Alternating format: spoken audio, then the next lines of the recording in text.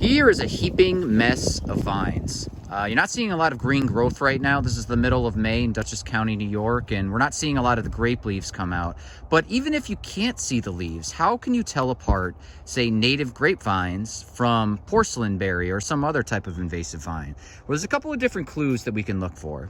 So first of all, if we actually look a little bit closer at some of these and we look at more of the mature bark of these vines, you'll see that it's almost got like a peeling structure to it. You can almost like peel this off. This is very indicative of a native grapevine where you can go peel the bark off, and it kind of comes in these little strips. So that's particularly noticeable, especially as the vine matures.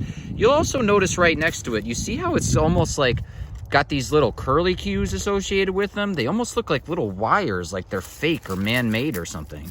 So this is another sign, and this is the way that grapevines will crawl up and attach to things.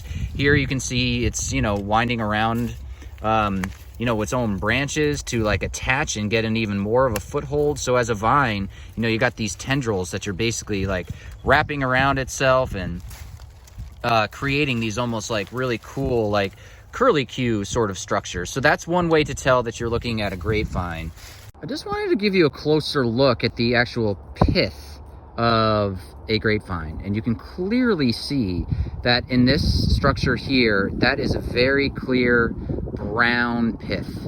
So there's no question there that the inside of this is brownish in color. That sort of inside Twinkie filling is brown in a grapevine. And again, you can see like its tendrils and how it's kind of crawling around stuff. But I just wanted to show you a bigger grapevine that is very, very clear in showing that brown pith on the inside.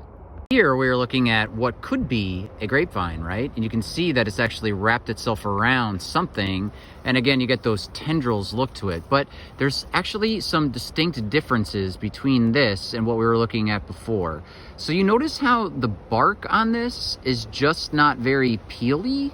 So yes, it does have some little bumps on it, but you can't really peel off this bark like you could with the grapevine. So that's one distinct way to tell. But again, as we pointed out with the grapevine, if you take a look at the pith inside, right? You see how you're not seeing any brown there?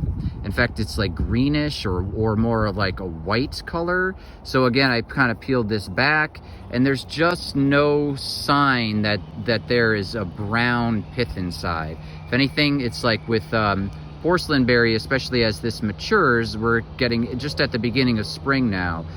There's just no brown pith inside versus the grapevines, you can clearly see that. So again, no peeling bark, and as well as, lack of brown pith on the inside.